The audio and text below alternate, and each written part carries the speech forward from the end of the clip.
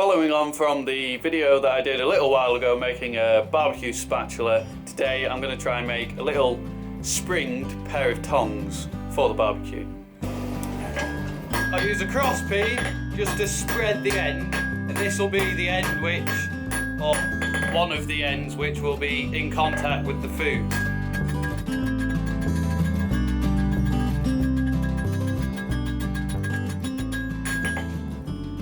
Just a little bit. Going with a curve-faced hammer and smooth out those cross-peen marks. Then begin to draw the material down. Just put a little taper on. I'll take another heat and we can bring that taper back up to the length of the arm of the tongs. So we'll make it out of one piece. So that'll be one of the arms. We'll do a spring here and then the other arm will be here.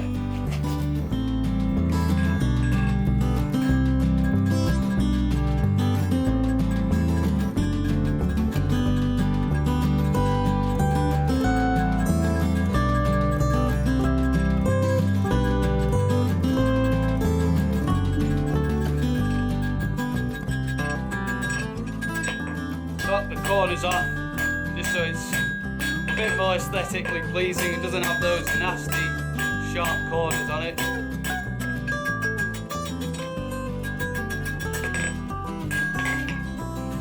I've marked a section on this bar just with some chalk, and that's how long I'm going to put a little reverse twist on it. So I'll start it off at the top here.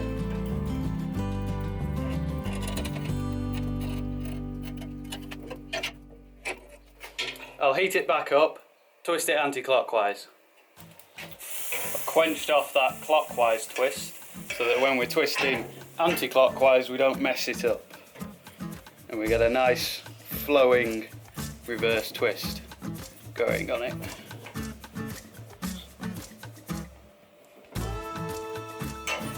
So I'll gradually work my way down, heating it up, quenching off the twist before, and then doing the opposite twist all the way down, just sort of a 10 centimetre section. The twist is done. I've marked out, just using the near and the far edges of the anvil, the section which we're going to flatten. And so in flattening that, we can then wrap it around and turn it into the spring which makes the two arms act as a pair of tongs. I use this little block just to start off the taper here on either end. Just so it's long enough that I can then get it onto the flat of the anvil.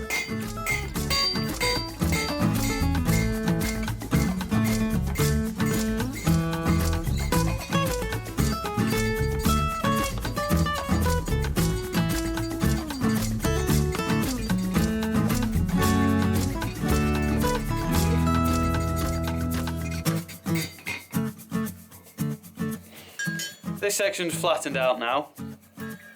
I've quenched the arm that we finished off, so I can put the arm which we haven't done into the fire and forge that out. But it's just exactly the same process as this end, so spread the end, taper down, bit of a reverse twist, all the same proportions, so the two arms are identical.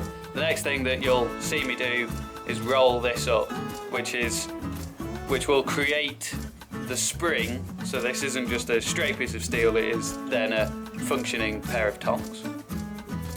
Both arms are forged out. I put a little bend in each on the end, just so that the tongs work a bit better. You'll see how they look once I've rolled this up, but that bend's quite important so that they can actually be usable in the way that we bend this into a circle. Otherwise they're sort of a bit hard to use, but you'll see that anyway. What I'm going to do is bend these to 90 and then bring them around into that circle, forming an eye which acts as a spring.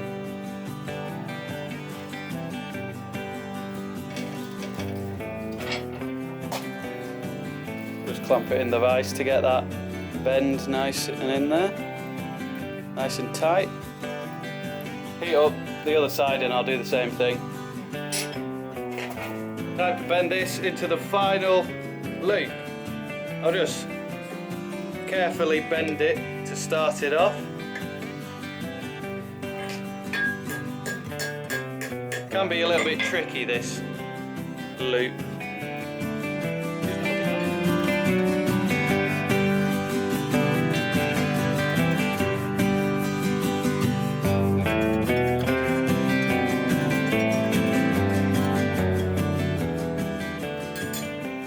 Take another heat.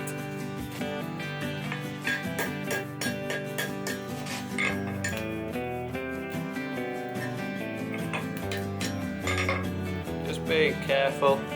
Just trying to get it in a nice even circle, or oval rather.